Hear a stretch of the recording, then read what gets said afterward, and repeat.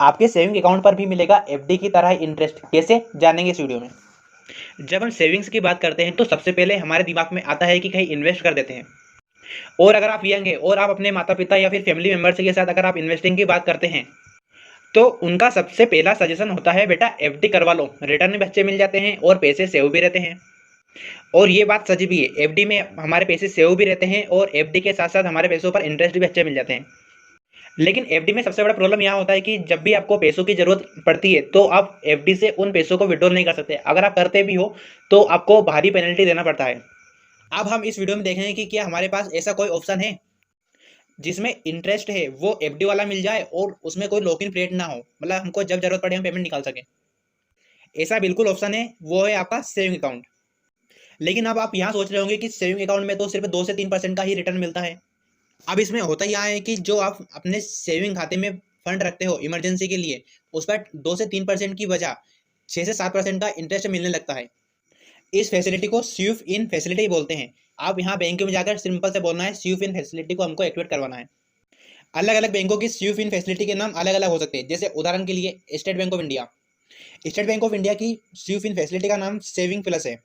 जब आप इस फैसिलिटी को एक्टिवेट करवा लेते हो तो जो आपके सेविंग अकाउंट में जो पेमेंट रहता है, फंड रहता है, उस पर 1000 के मल्टीप्लाई में वो स्वीप इन फैसिलिटी में चला जाता है, जिससे आपको 2 से 3% की वजह 6 से 7% का एफडी वाला रिटर्न मिलने लग जाता है। HDFC bank sweep in fix deposit की फैसिलिटी देता है। आईसीआईसीआई बैंक इसे फ्लेक्सी डिपॉजिट के नाम से जानता है। यहाँ फैसिलिटी सभी के लिए नहीं है, इस फैसिलिटी के लिए कुछ क्राइटेरिया है जो सारे बैंक के अलग अलग हो सकते हैं।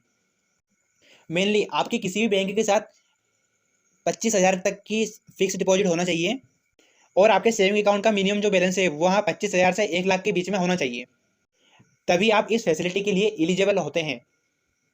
फॉर एग्जाम्पल के लिए जैसे मेरा अकाउंट है स्टेट बैंक ऑफ इंडिया में और जिसमें अभी करंट बैलेंस 40,000 रुपये पड़े हुए हैं, जिसमें मुझे इंटरेस्ट मिल रहा है 2.7% पर एनम का।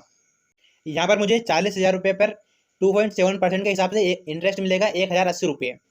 लेकिन अगर मैंने अपने सेविंग अकाउंट पर स्वीप इन फैसिलिटी को एक्टिवेट करवा लिया है तो मेरा 15,000 ऑटोमेटिकली एफडी में ट्रांसफर हो जाएगा और उस पर मुझे 6.25% जो कि एसबीआई अभी अपने एफडी पर ऑफर कर रही है। इसका मतलब यहाँ है कि 25,000 मुझे सेविंग अकाउंट वाला इंटरेस्ट मिल जाएगा और जो 15,000 है उस पर मुझे एफडी वाला इंटरेस्ट मिलेगा। तो जहाँ पहले हमें 1,080 रुपये मिलते थे वहीं पर वही अब बढ़कर 1,613 रुपये हो जाएंगे। पहले ये अधिकतर पॉपुलर बैंकों में यहाँ पहले से ही एक्टिवेट हो जाती थी, लेकिन अब इसको मैन्युअली एक्टिवेट करवाना पड़ता है। तो इसको एक्टिवेट करवाने के लिए हमें हमारे ब्रांच पर जाकर इसको एक्टिवेट करवाना होगा। इसको हम ऑनलाइन बैंक के पोर्टल पर जाकर भी इसको हम एक्टिवेट करवा सकते हैं।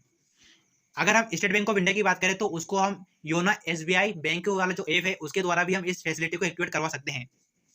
इंडिया में जितने भी आरबीआई रेगुलेटेड बैंक हैं वो सभी एफडी वाला ऑफर करते हैं।